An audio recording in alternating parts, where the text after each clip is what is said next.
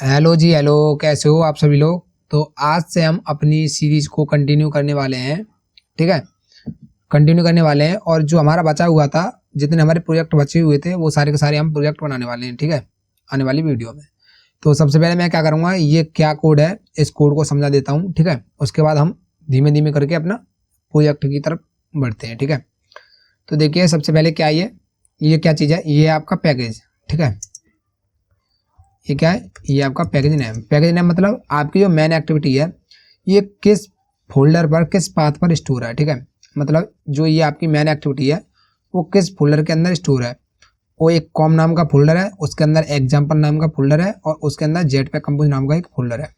उसके अंदर ये मेन एक्टिविटी है। ठीक है, अगर मैं ऐसे करके दिखाऊँ आपको, तो देखिए ये आपके 3 फोल्डर हुए एक साथ।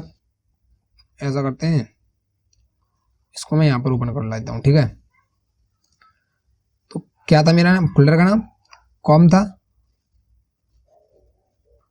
कॉम के अंदर एग्जाम्पल, एग्जाम्पल के अंदर जेटपैक कंपोज, उसके अंदर क्या था मेरा मेन एक्टिविटी, उसके अंदर क्या मेरा मेन एक्टिविटी। ठीक है, तो ये मेरा इस फोल्डर के अंदर, इस पैकेज नेम के अंदर स्टोर है। ठीक है, उसके बाद ये इंपोर्ट, ये कुछ लाइब्रेरी इंपोर्ट हो रही है, वो किसकी वजह से हो रही है, जो मैं इसमें यूज कर रहा हूँ। ठीक है, जैसे जैसे अगर मैं मेन एक्टिविटी इसकी बात करूँ, तो ये मेरी एक क्लास हुई। ये मेरी एक क्लास है जो एक्सटेंड कर रही है ऐप कंपोनेंट एक्टिविटी को। ठीक है, जब हम अपना पहले कोड करते थे, जैसे हम जावा और कोटलिन से कोड करते थे, तब हम क्या करते थे, जब हम एक्सटेंड करते थे ऐप कंपैथ एक्टिविटी। ठीक है, कंपैथ एक्टिविटी से। ठीक है, उसके अंदर हमको क्या मिलता था, उसके अंदर हमको मिलता था सेट कंटेंट व्यू। ठीक है, सेट कंटेंट व्यू। ठीक है, उस सेट कंटेंट व्यू के अंदर हम XML लिखते थे अपनी। ठीक है, XML की जो फाइल होती थी इसके अंदर आती थी। अब इसके अंदर हम क्या करते हैं, इसके अंदर हमारा सेट कंटेंट नाम का एक फंक्शन होता है, उसको कॉल करते हैं। ठीक है, उससे पहले जो हमारा ऑन क्रिएट है, सेम उसके भी अंदर हम ऑन क्रिएट कॉल करते थे, और इसके अंदर भी हम ऑन क्रिएट कॉल कर रहे हैं। मतलब जब भी हमारा एप्लीकेशन स्टार्ट होता है, तो सबसे पहले हमारी जो ये लाइफ साइकिल का मेथड है वो कॉल होता है। ठीक है, ऑन क्रिएट कॉल होगा। उसके अंदर जो आपकी पेरेंट क्लास है, पेरेंट क्लास कौन सी है, ऐप कंपोनेंट एक्टिविटी। अगर आप इसको देखें तो ये कहाँ मिलती है, ये मिलती है आपकी एंड्रॉयड एक्स डॉट एक्टिविटी के अंदर। ठीक है, डॉट आपकी कंपोनेंट एक्टिविटी इस पैकेज नेम के अंदर मिलती है आपकी ये। ठीक है, एंड्रॉयड। ठीक है, इसके अंदर अगर मैं यहाँ पर देखूँ इसे, देखिए Android x dot activity dot component activity, इसके अंदर आपको क्या मिलते हैं, कंपोनेंट एक्टिविटी। ठीक है, और जब हम उसको ऐप कॉम्पैथ एक्टिविटी को कॉल करते थे, तो वो कहाँ मिलती थी आपको, यहाँ पर बस ऐप कॉम्पैथ एक्टिविटी मिलती थी। ठीक है, इसके अंदर आपको मिल जाते थे app compat button, app compat text view, app compat edit test, कुछ ऐसे। ठीक है, ऑन क्रिएट मेथड कॉल होगा, उसके बाद हमारा एप्लीकेशन रन होगा तो ऑन क्रिएट कॉल होगा। उसके बाद जो ऑन क्रिएट है, उसके अंदर जो इसका डेटा है, स्टेट है, वो सेव होगी किसके अंदर, कंपोनेंट एक्टिविटी के अंदर। और इनेबल एज टू एज। ठीक है, इसका मतलब क्यों है, जब हमारा एप्लीकेशन होता है, जैसे मैं अगर इसको ऐसा करता हूँ, शो बैकग्राउंड ट्रू और शो सिस्टम यूआई ट्रू। ठीक है,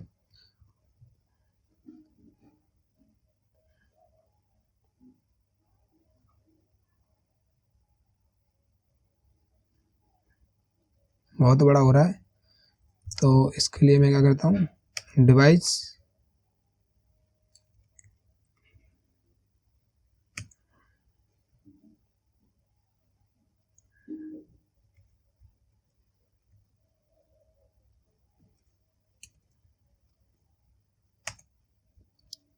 ठीक है, और इसकी हाइट को थोड़ा कम कर देता हूँ।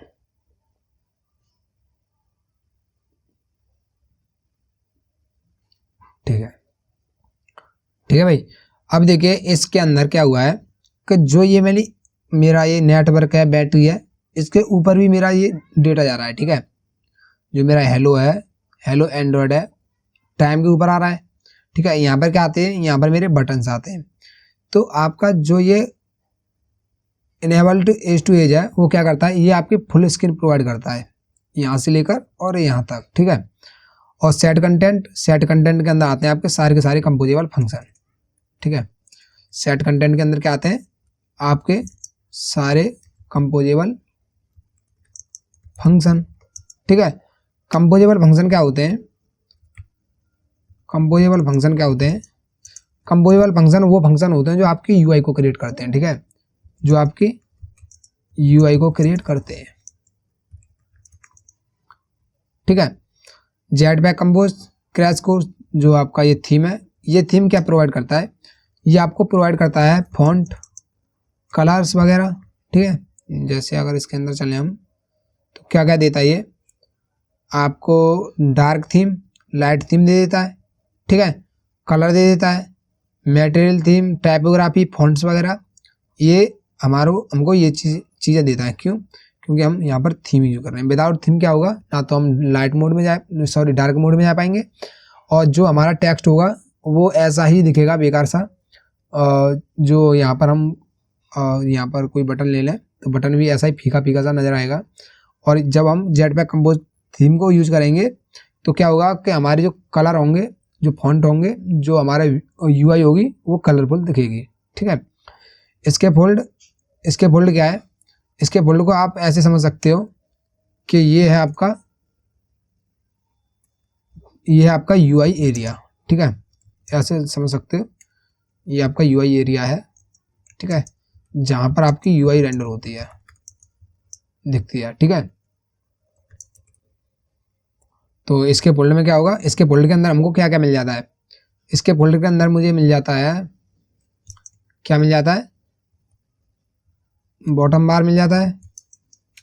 बॉटम बार जो हमारा यहाँ पर होता है, होम, और रिसेंट आपने व्हाट्सएप में देखा होगा होम जो दिखते हैं, होम, स्टेटस या फिर कॉल्स वॉल्स, वो मिल जाता है।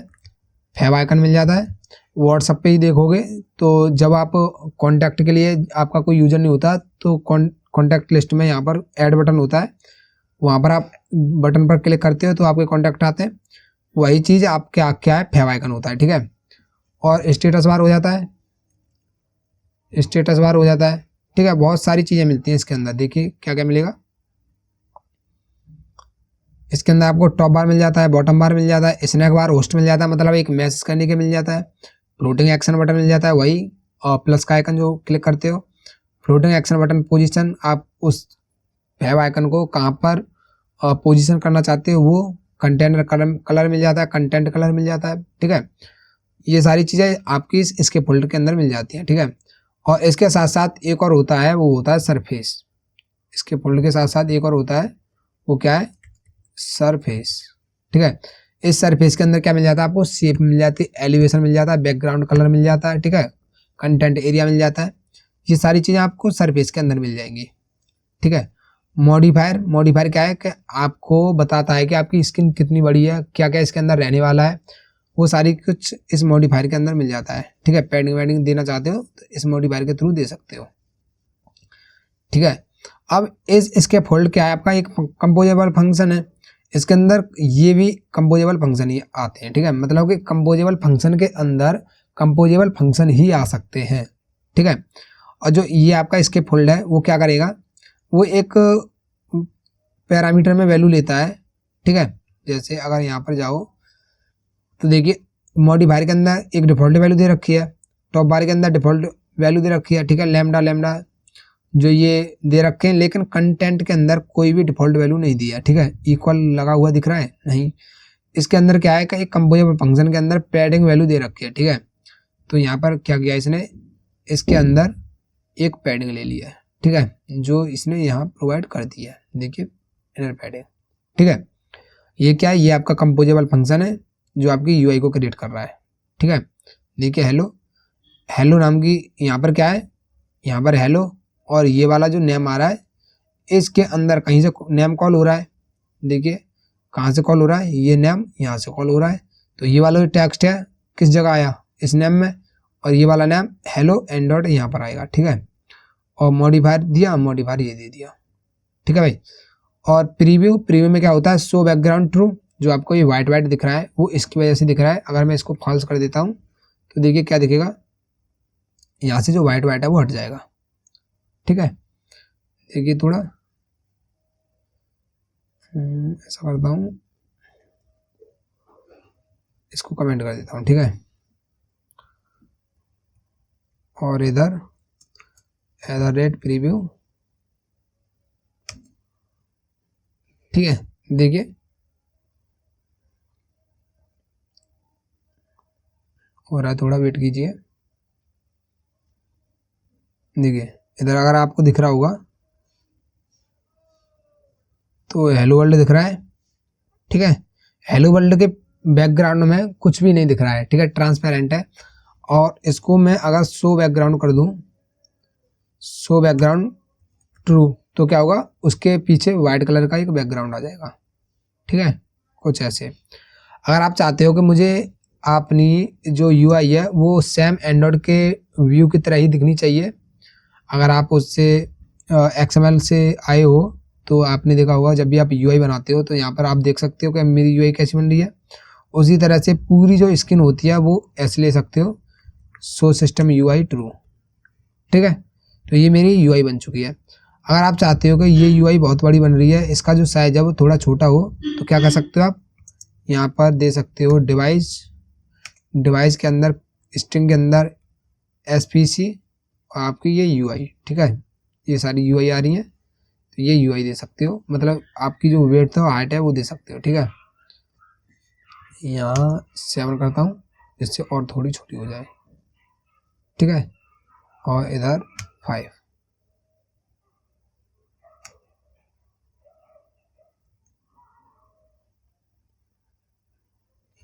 ठीक है। और इसके अंदर क्या है, इसके अंदर वही थीम कॉल हो रहा है और उस थीम के अंदर मेरा ये फंक्शन कॉल हो रहा है। तो ये चीज़ अलग है मेरी, ये चीज़ है मेरी लाइव देखने के लिए कि मेरी यूआई कैसी दिख रही है, लाइव यूआई देखने के लिए, ठीक है। और ये चीज़ है मेरा जो एंड्रॉयड है उसके अंदर यूआई देखने के लिए, ठीक है। ये है एंड्रॉयड के अंदर यूआई देखने के लिए, ठीक है। तो इतना सा सिंपल सा मेरा कोड था जो मैंने आपको बता दिया है कि ये मेरा कैसे कैसे काम कर रहा है, ठीक है। तो आज की वीडियो में इतना ही, मिलते हैं कल, तब तक के लिए धन्यवाद।